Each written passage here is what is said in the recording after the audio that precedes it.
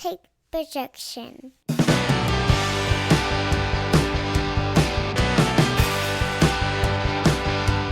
It's Friday morning, and you know what that means? It's time for another episode of the Alabama Slam Podcast. I'm your host, Corey Hanna. What's going on, guys? It's Patrick Akers. And we've got a lot to catch up on because last week we had a guest, and so we missed some of the news from last week. And we hope you enjoyed our conversation with Cabana Man Dan. We had a lot of fun with that. And so now we need to circle back. We missed the big announcement about the new belt in WWE. And then we had the draft that happened Friday night, and then again on Monday. Not too many shakeups. I mean, there were a couple shakeups, but not as many as I expected. I think I thought there would be more, and I thought maybe they would break up some of the teams because I feel like they've done that in the past, like they broke apart New Day at one point. But yeah, pretty much. I mean, you saw anywhere from 3 to 5 people get picked at once and brought over to one show or the other. So go ahead and give me some of your thoughts on the best moves or what happened in the draft. Well, I want to talk about the World Heavyweight Championship unveiling first. Gotcha. All leading up to WrestleMania, we had heard the rumors out there that WWE wants to split the titles off Roman, but they don't know how to do it. And people have speculated leading up to WrestleMania, maybe Roman defends one belt one night at WrestleMania and the other belt the other night. Turns out none of that happened. And so I reckon that the solution to getting the belt off Roman and having another separate world champion is to just not get the belt off of Roman at all and to pull a fucking – what was the last Star Wars movie where Oscar Isaac's basically just like somehow Palpatine's return? Yeah. That's just how they just got into it that way. They were like, fuck it, we'll just make a new belt. Yep. Which is, I mean, out of all the ways to do that, that's the laziest way because you have no narrative there's nothing in the storyline that allows you to get to that point. You just kind of make it happen. And also, if you remember, we talked about after WrestleMania, why so many people were still just kind of like reverent towards Roman Reigns and acting like he was this great champion when essentially he's just a chicken shit heel. And I think what was kind of interesting a little bit, and they should have ran with it more, and maybe they will, who knows, but basically Triple H 2 weeks ago when he's doing his about to unveil the championship, he's like, this is going to be a belt that you can be proud of. This is going to be a champion who won't ask for your acknowledgement, but earn it. I mean, basically running down Roman Reigns. Seth Rollins does the same thing when he comes out. But it's just the whole thing I thought was just like odd. Now, I think it's the right move to have another belt. And I think it's a right move to have a true brand split, if that's what this is going to be, and it should be, where Raw has their own champion, SmackDown has their own champion. It looks like the tag team titles are going to go back and forth. Sammy and KO looks like they might be pulling double duty on both shows, which I guess is fine, but you would have to think at some point they probably split those titles up too. So, yeah, right move, but I thought just terrible execution because it was just nothing. They didn't earn it in any kind of storyline to just make a new champion. Obviously, if nobody beats Roman for the championship, then this World Heavyweight Championship is only going to be second fiddle, right? It's always going to be that way. So, I don't know. It does seem weird to me, like which brand. I don't know. I'm still confused as to like which fucking brand it's supposed to be for, and it's going to be for Raw now. Okay. Because Roman got drafted, and that was the thing Triple H was talking about where he said, whatever brand Roman gets drafted to, he takes the Universal title with him. The other brand gets the World Heavyweight Championship. And now it looks like that's going to be on Monday Night Raw. And you have the likes of Seth Rollins and Cody Rhodes, those guys are going to be vying for that championship. It looks like Braun Strowman's also on Monday Night Raw. Drew McIntyre. Do we see a heel Drew McIntyre emerge from this? I don't know. That could be Shinsuke Nakamura. He was a big get in the draft, a guy that will probably hover around the main event scene on Monday Night Raw for that championship. So they have options here, and it's the way to go. But like I said, if nobody ends up beating Roman, this is just going to be like it was back in the day, where you're going to have a 1A champion and the other one's going to be a B plus champion because they didn't beat the dude to get it. Yeah. Yeah, and he hasn't been on in at least a few weeks at this point. Yeah, and I mean, if you're going to do this, why not have Roman Reigns? It makes all the sense in the world. You could have had Roman defend one belt on Saturday night.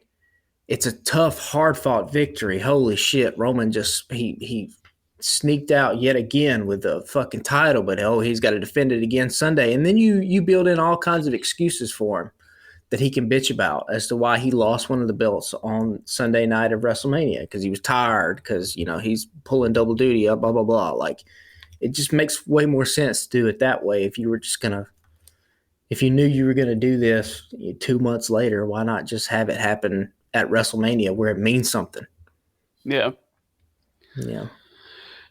Yeah, I'm just looking back at the list now, and it's Rhea Ripley on Raw, Gunther to Raw, which is new, so that's different.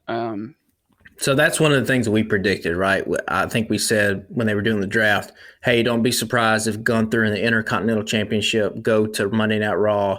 Austin Theory goes to SmackDown, just because Monday Night Raw is 3 hours. Gunther is already he's a bigger star than Austin Theory. Plus, he has the stable of guys with Imperium, so he can kind of be involved in a little bit more storylines on Monday Night Raw, where there's an extra hour you're having a program. I was surprised at the Rhea Ripley Bianca Belair. Yeah, that seemed a little odd to me as well. Because so they haven't decided what they're going to do because we have Backlash coming up. Right. And Triple H had mentioned like the rosters will be set post Backlash. That's when this goes into effect. But are they going to just switch titles? Yeah, good question. They've done that before with Becky Lynch and Charlotte, and that last time it did not go. It did not go so well. If you remember, that's where the whole Becky and Charlotte threw the title down and all that's the stuff that came out of it. So yeah, I don't know. That was a little bit surprising. I love the way they did the draft, though. I liked let me back up. I liked that they had legends come out and announce the draft picks. I'm still not 100% sure who the hell was doing the picks. Like, who was picking for Monday Night Raw and who was picking for SmackDown. That's where you need an authority figure, because the whole point of a draft is to try to beat the competition and draft the best players or the best wrestlers or whatever. That's how every draft in any kind of major sports works. A little bit weird that only Adam Pearce has ever been presented recently as the authority figure.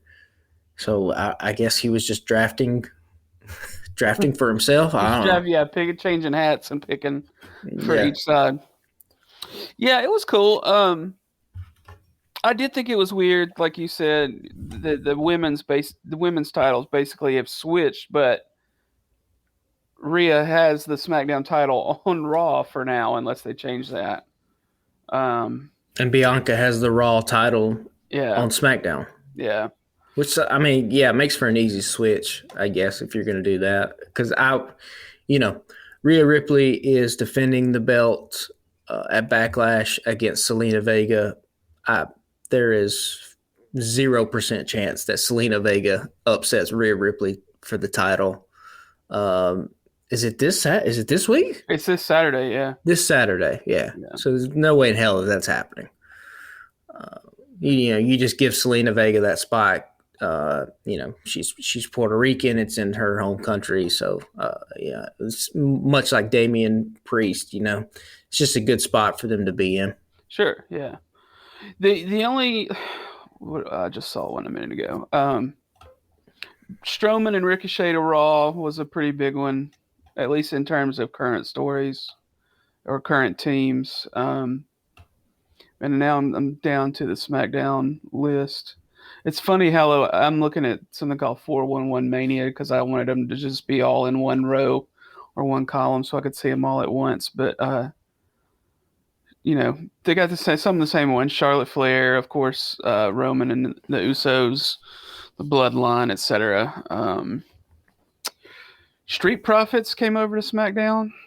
They had typically been on Raw. Am I correct, or is it all running together? No, I think, well, they had kind of been back and forth. See, that's another thing too. This is weird because like these guys have been on both shows. A Yeah, bunch of these men and women have been on both shows.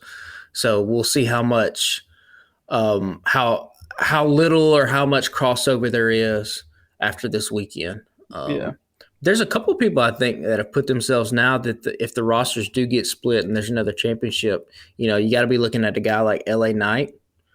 Is he going to win a championship here in the near future? That United States championship would look really yeah. good over his shoulder. Well, yeah, he put SmackDown. on a good show the other night with Butch too on SmackDown. Yeah, and then you have to think. I guess the favorite would probably be Seth Rollins to be the first new world heavyweight championship.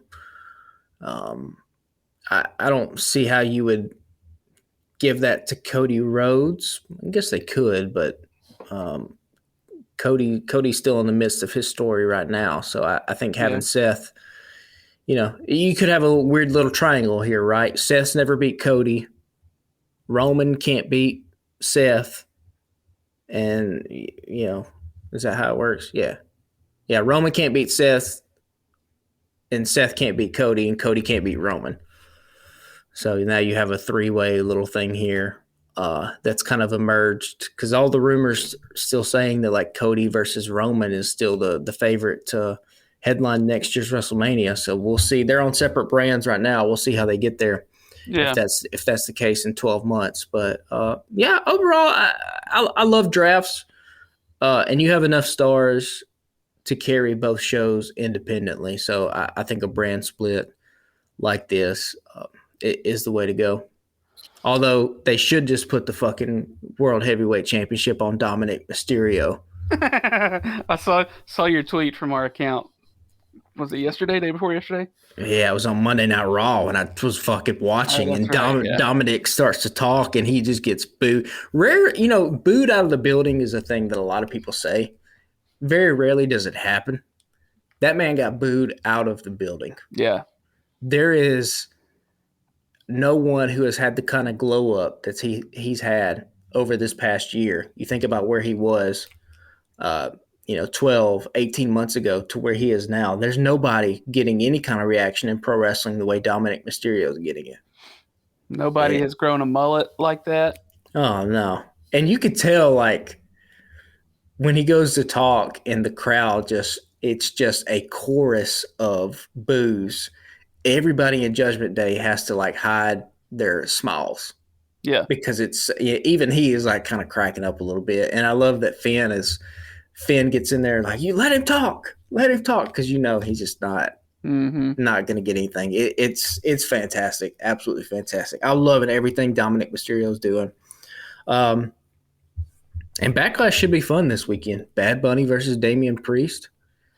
I think the crowd is going to be into it, into the whole show, really, start to finish. But they're damn sure going to be into that match because Bad Bunny is, this is, I guess you'd have to say this is the biggest celebrity WWE's ever had, right? Yeah, I would think so. I mean, this dude is the biggest recording artist in the world. He's primarily Spanish speaking, and all his music is in Spanish. So I don't feel like it's really translating to probably a mainstream WWE crowd the way that it would, if this was, I don't know if this was on The Weekend or whatever like that. But I got to look, and there's like 380 million people who speak English as a first language. Now, obviously, there's way more people that speak English in general than Spanish, just because English as a second language is huge all across the world. But there's like 450 million people who primarily speak Spanish as a first language. So, when people talk about this dude being the biggest artist in the world, like it is no joke. He is up there. Yeah. Yeah, that'll get a lot of attention for sure. I won't get to watch it live. I'll have to wait and watch it on Sunday. Um, there's going to be a couple of good ones. I think the Bad Bunny and Damian Priest should be fun. Of course, you got Cody versus Brock, and then Rhea versus Zelina. What you said earlier, like she's getting that one because you know hometown or whatever. But I don't know. She looked pretty good in what they were doing Friday night. So I mean, it'll at least be a good show, if nothing else. Hopefully, Yeah, and like I then, said, I think the crowd's going to be yeah, just insane. I That's what I'm looking forward to the most. Yeah, and Bad Bunny seems game, man. He seems game for whatever. yeah He was a couple weeks ago. He was fucking swinging that kendo stick for the fences, man. yeah He wasn't pulling it at all. yeah. So yeah, I'm excited. It should be good. I would be weird. It's going to be interesting, I guess, to see what they do with Cody and Brock. If they just let Cody beat him, straight up, or if Brock gets DQ'd, how they book themselves out of that situation. Yeah. Yeah, who knows?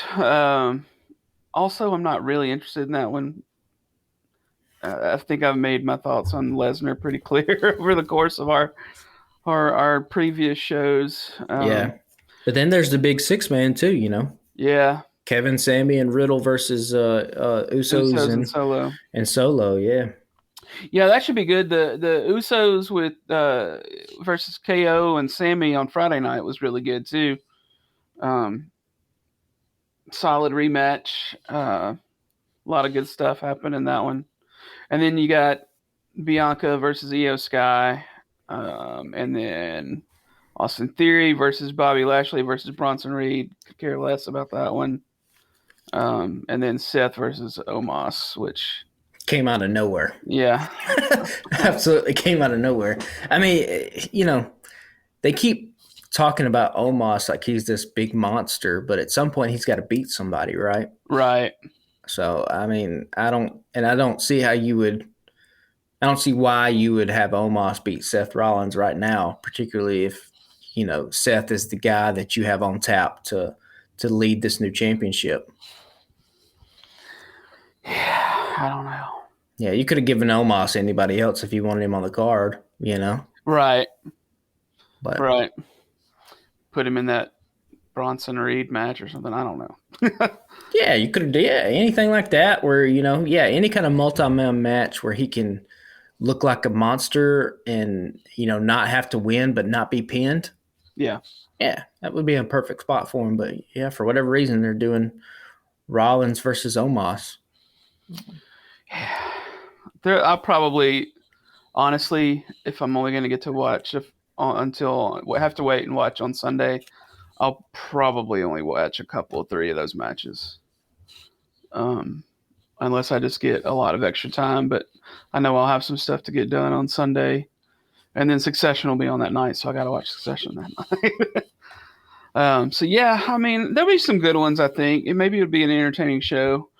And then is SummerSlam next, or is there one more before that? I believe it's what's Money in the Bank over in Europe. Gotcha. Would be next. You have to think Roman Reigns is probably on that card in some kind of capacity. Yeah. And then who would be the Money in the Bank winner? Well, unless you've got anything else for WWE this week, I want to go ahead and switch gears a little quicker over to AEW because there's several things I'd like to cover. Unless you've got something else we need to wrap up. No. Let's go over to AEW. So, a couple things. Just first and foremost, I don't know if everybody else is watching All Access. I got a little invested in that show because I like the documentary aspect of it. It is a little weird seeing some of the people interact backstage. I mean, I've worked backstage on things enough. I know what kind of stuff happens, but like, I was super into it the first few weeks, and then last night and even like last week, I was like, okay, well, this could get old real fast. And then after it happened again last night, I was like, yeah, this is definitely getting old.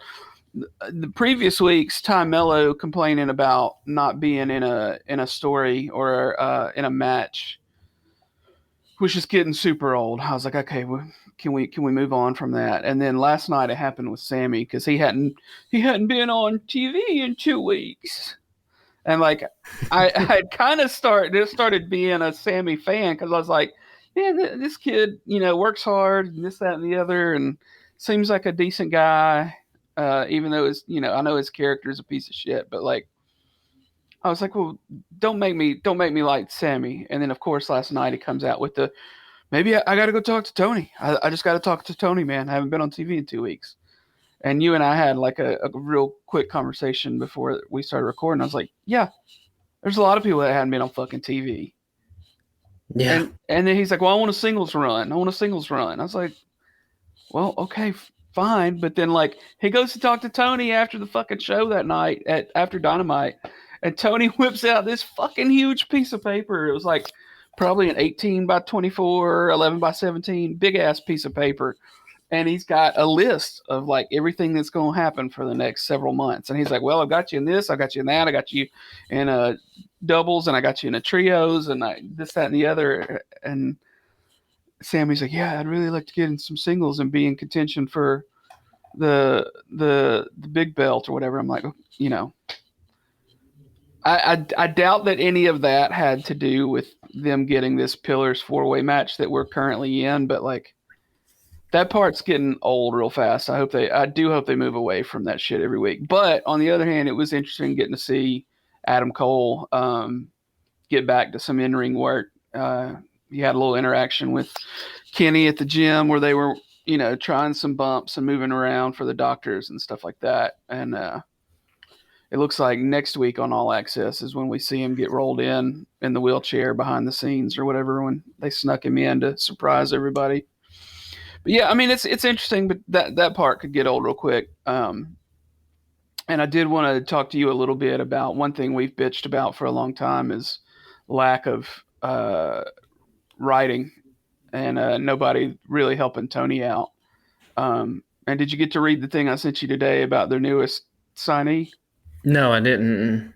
Yeah, so it looks like they're going to have a little bit of creative control is going to be relinquished. It doesn't look like TK is going to be the only one. Let me pull that article back up.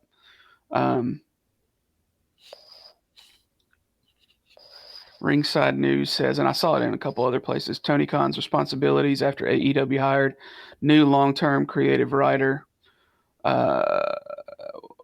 Here it is. Will Washington is being brought in. Do you know who he is? Oh, yeah, it's the Fightful guy. He's being brought in creative capacity? Yeah. Okay. So I did see the Will Washington is All Elite, but I didn't know it was in any kind of creative capacity. I thought it was in a more administrative type role. Yeah, this is among the duties Washington will be helping with or overseeing continuity and aiding in long-term creative, working directly with Tony Khan. He's had, over 18 years in podcasting. So that's cool. Yeah, I guess I didn't know it was a creative capacity because his role is director of wrestling administration, which that's not even, what is that? That's just a word salad. That's not even a thing. Yeah. No, I mean, that should be good. We've talked about this all the time. Like, there has to be some other kind of voice in the room to just pitch ideas or to just be like, hey, that doesn't make sense because 3 weeks ago we did this, or like, hey, here's an idea. What do we do with this? Like, yeah, it's too, especially now and we didn't get to talk about this last week, but now it seems like this AEW Collision on Saturday is going to actually be a thing. They're going to split the roster. There's going to be another show. Now you've gone from 2 hours of programming to, you had 3 hours with Ring of Honor. Now you're going to do another 2 hours. That's 5. Like, that's a lot of fucking television to be writing every single week. Right. So, if that is the case, then it's good that there's at least somebody else in that room that can pitch some ideas. Yeah, the one that I just read a lot of it came from Meltzer. And it says that, he's always had people to lean on a little bit backstage, like QT, Sanjay Dutt, and others. And that, others like Jericho and MJF and the Bucks have clearly have a lot of input about their characters, but But those guys are not those guys are not, well, I shouldn't say that they're not doing this, but it's highly unlikely that they're keeping their character plus everybody else's character in the forefront of their minds at all times. right. And that's where you need somebody that is not involved in trying to get over any particular wrestling character or personality, but is looking at the whole totality of the show. Yeah. So no, it's good because listen, AEW could use some fresh ideas for sure. Yeah, apparently they're going to shut down Dark and Elevation because of something to do with the new deal with TBS and Warner or whatever. And since they're going to have the new Saturday show, and they're going to be using ROH a little more in terms of the, trying out new talent and stuff like that. So, which is what we said they should have done from the get-go. Right. Which makes, a signing like Roderick Strong, who debuted last week, he is such a perfect guy to have. And I would stick him, I would have him be involved with Adam Cole, but I would put him in Ring of Honor too as just a trainer or a coach. That guy has been one of the best in-ring technicians of his generation. And so there's a lot of utility. It's a very smart signing for AEW. There's a lot of utility in just grabbing a bunch of those guys as possible who just know fucking pro wrestling. And yeah, Roderick has never been the greatest, he's never been the best promo. His wrestling character is basically just like, I'm fucking good at wrestling and I do backbreakers, which, there's a ceiling to that. And he's probably hit it in his career. Probably never going to be a world champion. Now, I think that there's an interesting story you could do with him because he has the pedigree of Ring of Honor and spent so much time there. He never won a world championship in Ring of Honor, I don't think. So could you do something where, he wins the Ring of Honor world title at some point? That could be something. But that's why if a guy like Roderick Strong becomes available, that's why you go get those guys. Because you can slate them at a bunch of different roles backstage, producer, agent, coach. There's a lot of utility in having a guy like that in your back pocket that you can use. Yeah. That's why QT's continued to have a job, right? Right. We hear everybody, we've heard Cody Rhodes talk about all the time, like QT is an excellent trainer, excellent coach. Yeah. Not the greatest wrestling character, but not every coach, Andy Reid was never a Super Bowl winning quarterback, right? Right. But he's fucking won 2 Super Bowls now as a head coach and could win a third one. So it's the same like any kind of sports out there. Yeah. Did you get to see Dynamite this week? Yeah, I watched Dynamite. Yeah, there was some decent stuff happening last night. Our boy Ricky Starks got the win over Juice Robinson. That was a good match. Yeah, little. I don't know why they had Ricky win already. Yeah, I mean they're just trying. I guess they're setting up him versus Jay White, and that'll probably be. Do you think they'll do that at the pay-per-view, or will they do it before that? No, that's probably Jay versus Ricky at Double or Nothing at the pay-per-view. But why would you not? I don't know. It's just weird to have the babyface go ahead. And I get that it was against Juice Robinson and not against Jay White, but very rarely does AEW do DQ finishes. Now I realize they did one last week, I believe, 2 weeks ago, whatever it was. But yeah, why not have Jay White just run in and start beating down Ricky and get the DQ? It was just kind of weird to have Ricky pin Juice clean in the middle of the ring like that. And then you have the Jay White come out and beat him down. Yeah. They had Darby Allin, Jungle Boy, defeated Sammy Guevara and MJF, which you could see coming from a mile away to get the 4-way. But it was interesting that Sammy, turned on MJF and kicked the fuck out of him there near the end. Yeah, the only thing that's questionable to me is Double or Nothing's not till May 28th. Yeah. And this basically, what are you going to do in the main event scene for the next 3 weeks? Because you could have just had this match be the go home show, right? 3 weeks from now, this Right. tag team match. Hey, if you guys win, and then you get a little bit more run out of Sammy and MJF, which was kind of, they had some chemistry there. It was funny. You could have got 3 more weeks out of those two guys being, sort of Sammy being the idiot to MJF.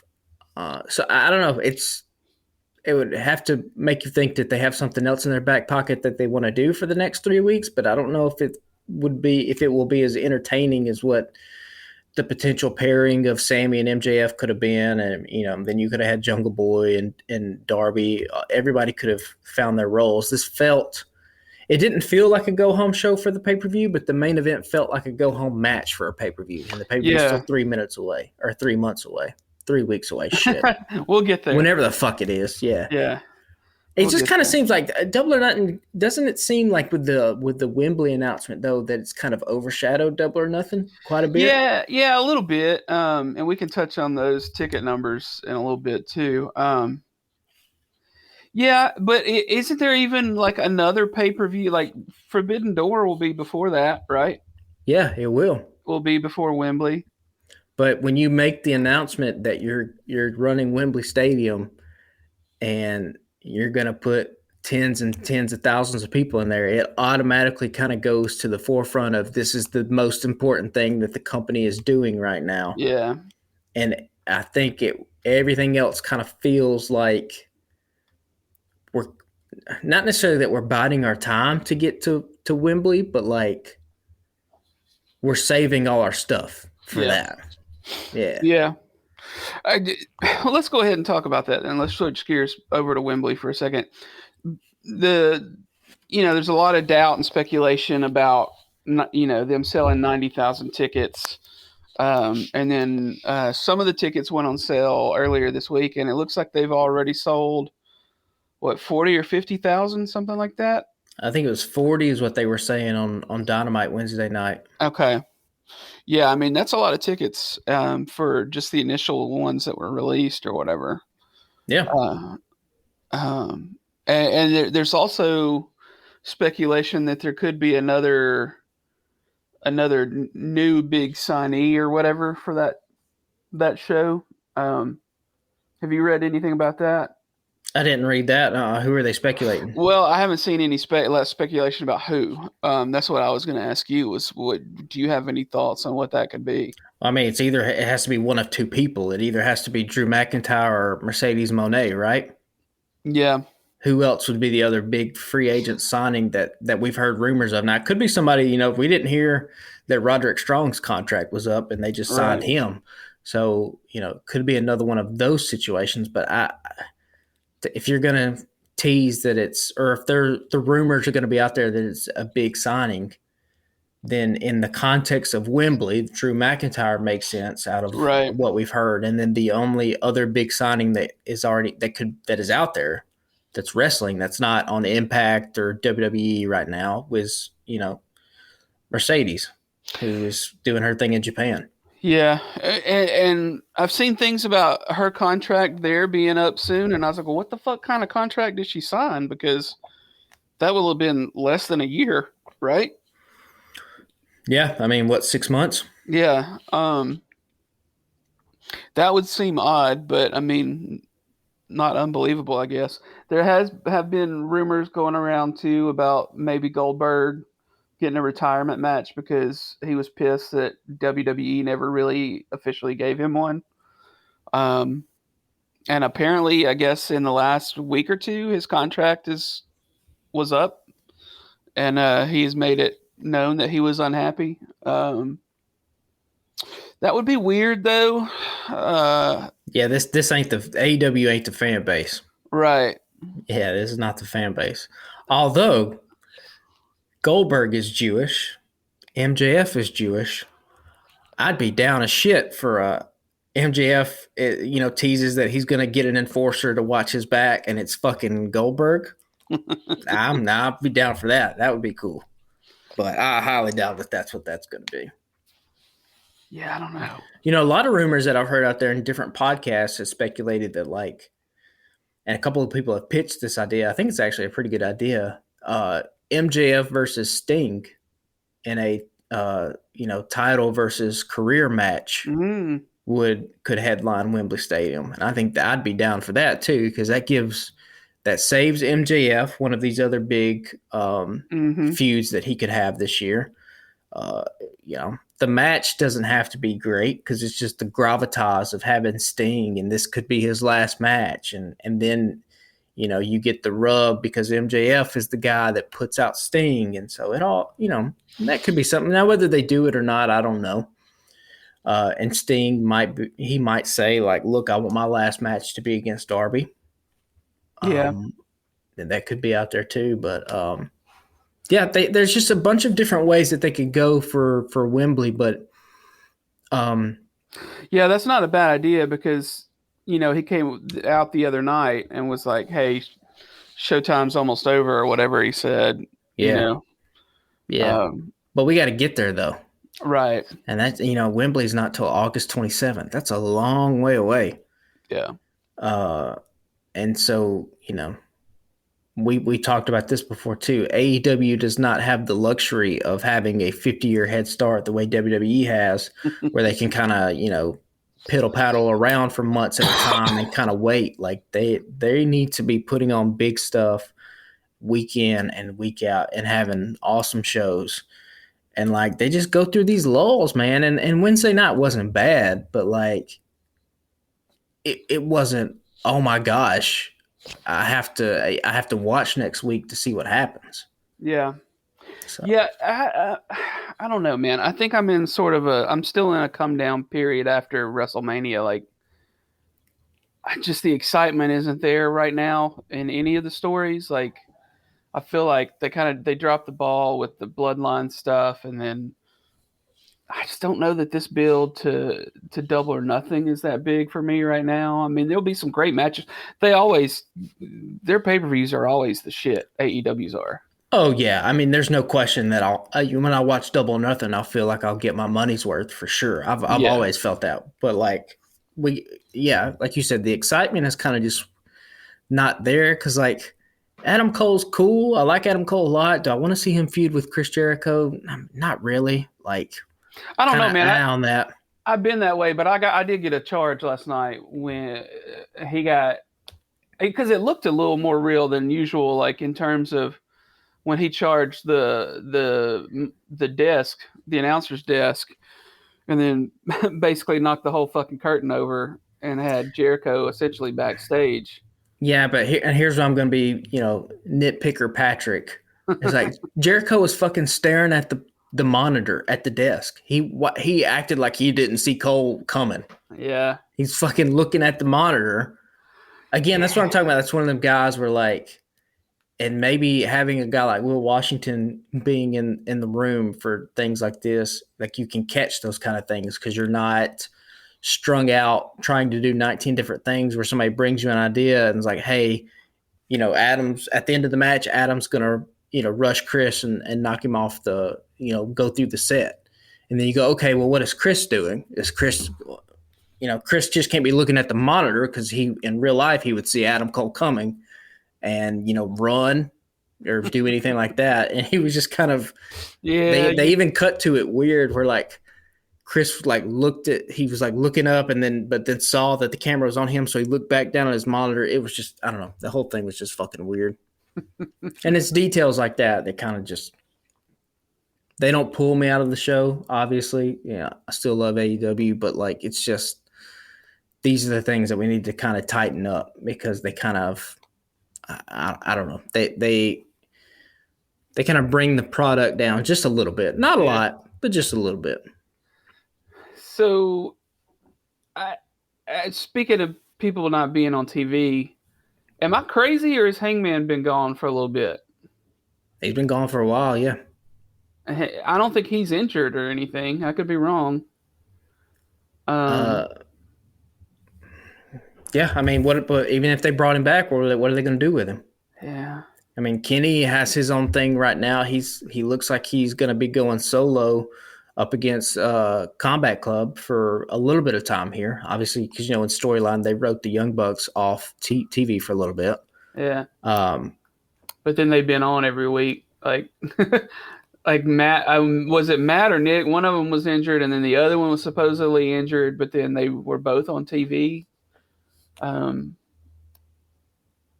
know. I don't know. It's weird. Were the Young Bucks on TV last week? I think they were. I think it was just like a backstage deal or whatever. Okay, yeah. I'm about to say they weren't. They weren't wrestling. They didn't have anything to do Wednesday night. Yeah. Unless I missed something. It was just that Kenny Omega promo. Yeah. So he and Moxley next week in the steel cage. Which should be really good. Yeah, that would be insane. That should be good. But yeah, there was from Dynamite. I'll tell you the one thing that I absolutely love from Dynamite, and I will never not get enough of this man being on television. Mark Briscoe.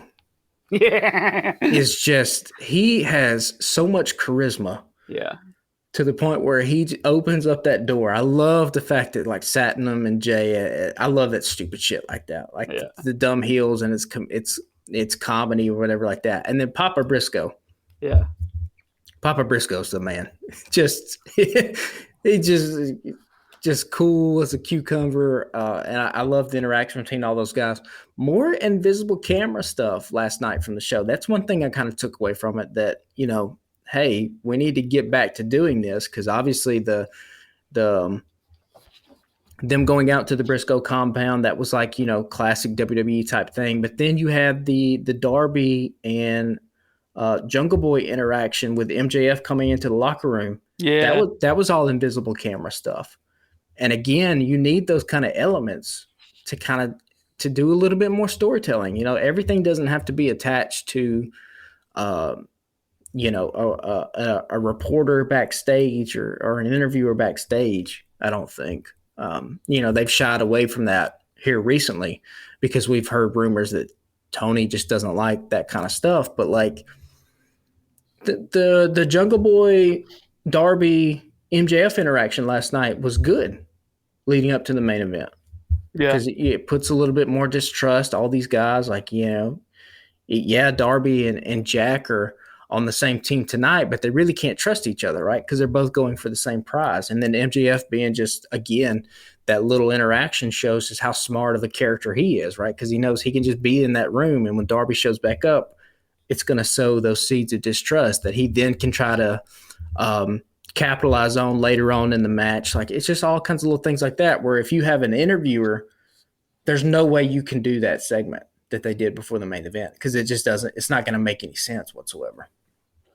Speaking of people being on TV, I wish I would have written it down, but of course I didn't. Did you see Rampage? I did not. Stokely had one in a backstage segment that was just fucking hilarious. I should have. God, now it just sounds stupid. I'm like, oh, he made it funny. Rampage this week though should be the compound deletion. Yeah, that'll be good. The cinematic match that should be fun to watch. And then I love the House of Black.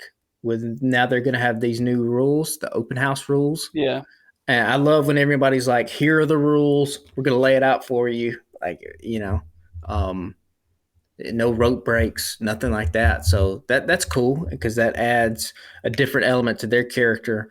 Not sure that I would put the Acclaimed right up against House of Black, particularly because House of Black, I know that they operate as heels, but they are not bad guys. The fans fucking love them. Right.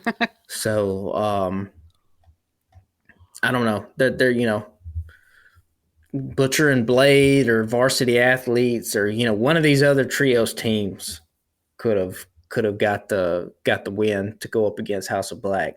Yeah. But and I just don't really know if that pairing works. The Acclaimed have been, you know, Max Caster does his raps. Do you really want him to be launching those barbs up against a team like House of Black that you have a lot of stock invested in? Yeah. And House of Black still throwing out those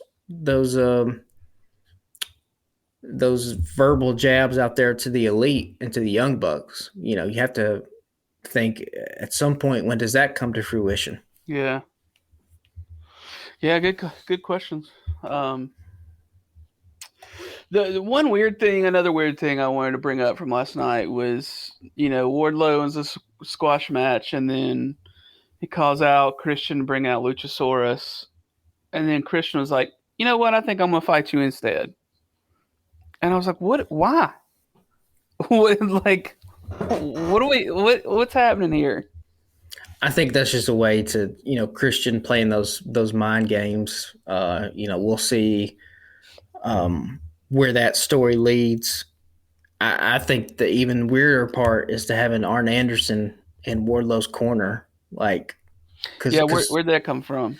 yeah, well, Wardlow's supposed to be this ass kicker. That's what he's portrayed as, and this kind of lone wolf. Literally, there's a fucking wolf that howls at the beginning of his music when it comes out. Why does he need a coach? Like, I don't know. That's a little bit weird. Now I get why Tony probably wanted to pair him because, we've talked about how Wardlow's character has kind of been stale for a while now. I mean, you think back to where he was at when he was doing his thing with MJF. I mean, the crowd was chanting his name, and now he kind of comes out, and I mean, he still gets a little bit of a pop, but it is nothing like what it was. Yeah, no, not even close. So you have to think that they've kind of let the momentum go a little bit dry with Wardlow. Maybe they're trying to get it back. I don't know. We'll see if they're successful in that. I don't know if Wardlow versus Luchasaurus is going to be what does it, but we'll see. Luchasaurus has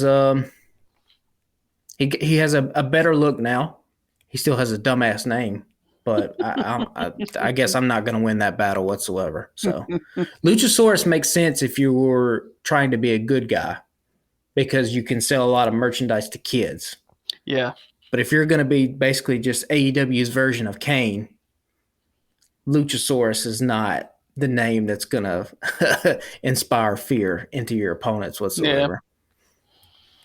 Yeah, because back when you had, I guess, that going on, and Chris Statlander was supposedly an alien, and there were, you had some weird sci-fi whatever elements, fantasy elements to some of the characters, but they dropped that part of her character, right? And then you still got this dude out there with the dinosaur name. Yeah. I don't know. Yeah, it's like I said, AEW is just kind of in a weird spot because it seems like they have a pay-per-view coming up, but maybe their sights are set on bigger things and trying to put a shit ton of people into an arena, because they even mentioned it a ton of times on the broadcast last night. And like you said, there's another pay-per-view in between here and there before you get there. Forbidden Door, which Forbidden Door is always kind of like its own little thing anyway, right? Sure. It'll have like a 3-week build up, and you'll have some New Japan guys come in, and it'll kind of AEW will kind of go on pause. And then of course we know how bonkers the Forbidden Door pay-per-view is probably going to be. I mean, last year it was the best wrestling pay-per-view I've ever seen personally, as far as match quality, top to bottom. Yeah, that shit was awesome. Yeah, it was insane. For the love of God, can we get Kingston back on AEW for that? Can we put him back on TV? Yeah, again, Kingston is a guy kind of MIA, like you talked about, Hangman, MIA. And look, maybe that's going to be some good when they split these rosters. Looks like one is going to be the Elite and Blackpool Combat Club, and the other one is going to be headed up by Punk and Chris Jericho. Meltzer reported that they either Punk and Jericho had their meeting or about to have their meeting. Yeah, I think they did already. Yeah, so, who else is going to fill out that Saturday show? Obviously, FTR. They weren't on the Dynamite this week, but they teased that they'll have something to say next week. So, and then when is the announcement of the show going to be? Yeah. I think they said it was slated to start sometime in June, right? It's fucking May 4th right now. Do they announce it? Do they announce it at the pay-per-view? I mean, yeah, that seems last minute, but and what are they gonna how are they gonna do the split?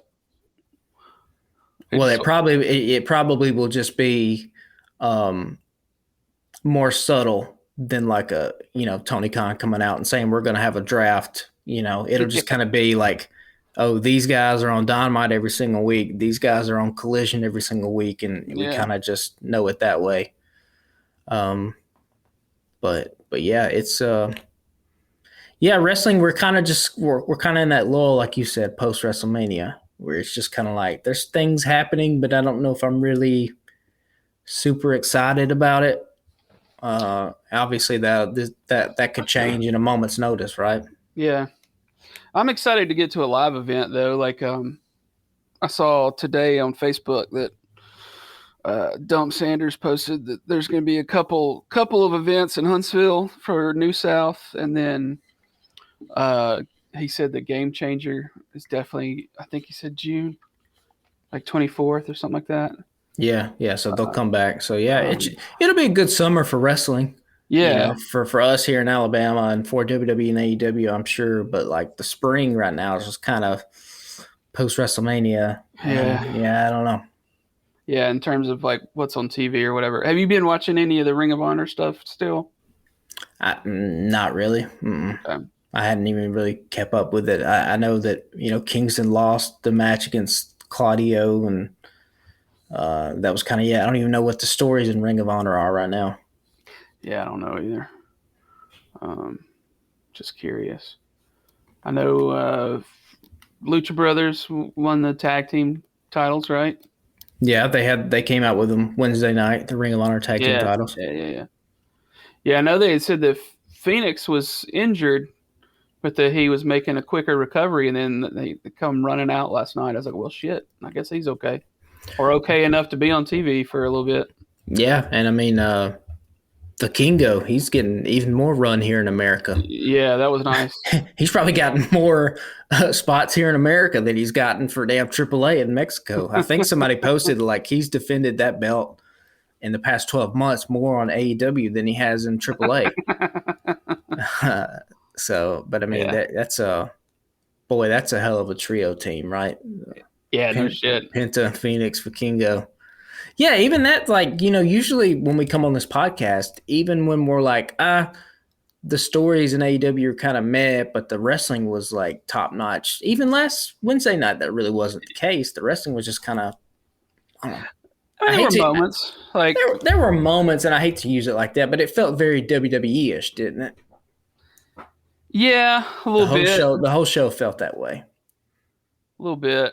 And like I said, there are good things to take from WWE, like the invisible camera stuff. I thought that was really great. The going out to the Briscoe farm, thought that was fantastic.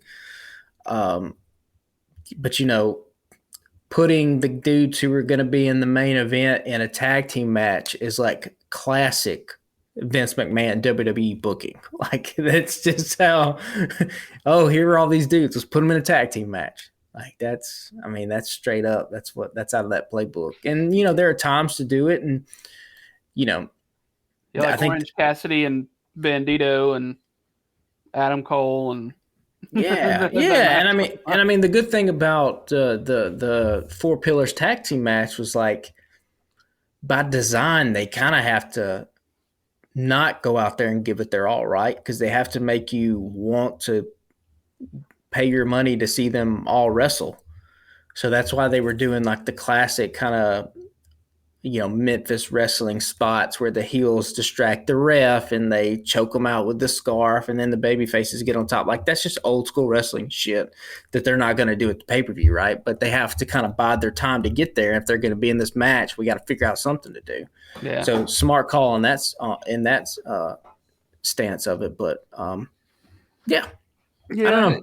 just a weird time, man. Just a weird time. Oh well, I guess that'll pretty much wrap it up for the week then, unless you got anything else you want to cover. No, I don't think I have anything. The more Mark Briscoe I can get, the better. Yeah, That should be the reality show. You were complaining about the All Access show. Just fucking put a camera, have Mark Briscoe. Just dude, they're so kind of like Takeshita. Fucking have a camera follow him around. Have a camera follow around Mark Briscoe. Like, it seems like the All Access show, and I don't know how they filmed it. It seems like it's all only filmed on show days backstage, right? yeah, We got the premiere episode had the one little thing with Britt and Adam in their personal life, but like it seems like for the majority of this, it's just filmed backstage, which I think is a miss. I mean, even with Total Divas, they would, take these women and like, send them to Paris for a week or whatever the fuck, and film shit there. There's a little bit that's not on show day, like like the stuff with Adam Cole at the gym or whatever. But yeah, for the most part, it's show day. I mean, it makes sense. They can grab people and shoot little things here and there, and basically not have to probably send any more crew. They probably just got people there, Yeah, but it seems like a missed opportunity because the reason I think that you want to do this reality show is that you try to pull more people into your fan base. And so like that was the success of Total Divas is it got, women, it was on the E Network. Women love E Network. It skewed female.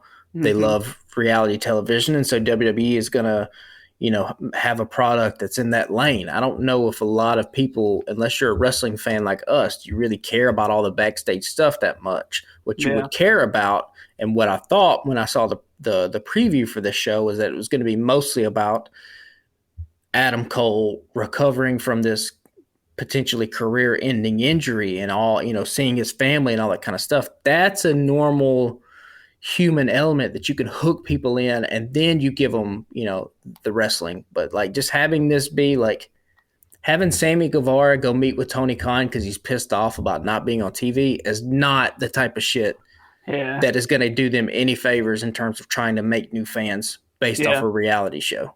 For sure. It's too inside baseball. It's too bitchy. Well, it's that too. Well, people love good bitchy stuff, but like if you just quit bitching, Sammy, it needs to be something else other than wrestling, right? Yeah. Yeah. Maybe it'll change. I don't know. Maybe for the second season of All Access, they'll do it. But yeah, just don't. The second season of All Access, I would have very few moments that were backstage in AEW. Yeah. I would have these people, I would take these cameras into their house and stuff like that. That's where you have more potential for growth and trying to make new fans that way. Yeah.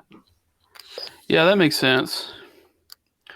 Well, we covered a lot of ground, like a whole lot of ground. At first, when we were talking, I was like, well, I don't know what we'll cover. And then we ended up covering a lot more than what I thought we would. But yeah, man, I mean, I don't know. I hate to say that it's not good right now, but the thrill is not there for me right now. And I know it will be sooner than later again. But I don't know. Backlash, it just seems like, it's something to do on Sunday. If I get a couple of extra hours to try to watch a few matches, it doesn't seem like must see wrestling. So yeah, this is the problem with pro wrestling, right? There's no off season. Right. There's no season finale. True. It's got to keep on going. That's a good point. I haven't really thought about it like that. Yeah. So I mean, it happens. I would say probably 6 weeks from now we'll probably come on this podcast and be all excited because something has caught our attention. But yeah, it comes and it goes in waves like this. But this is the kind of moments where somebody else can step up, right? Somebody like on WWE, this is prime time for like an LA Knight to really come into the fold, or on AEW for somebody else to kind of, while everything's sort of in a lull, somebody kind of step up and start taking the interest of fans a little bit. It feels like nobody's really done that on either company right now. Yeah. You can tell that, fans are starting to pop to LA Knight more, but I just don't know that creative is giving him the things that he needs to get to the next level, right? Although he had a good match against Xavier Woods week before last, and then last week one versus Butch, and there were a couple really great spots in there, but I don't know, man. I feel like they could build him up a little better, but I think he'll get there. Yeah. There'll be a lot of men and women that benefit from this brand split. And he would be at the top of my list as one of the main people to do so. Yeah. Well, I think that'll do it for us, man. If y'all don't already follow us on Twitter, follow us at Alabama Slam Pod, Twitter and Instagram.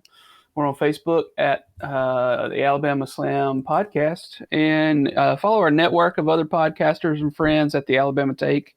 We've got pop culture podcasts, book podcasts, music podcasts, a bunch of other things happening over there right now. And from what I'm being told, our YouTube page for the Alabama Take is getting a little more coverage, and not coverage, but followers, subscribers these days.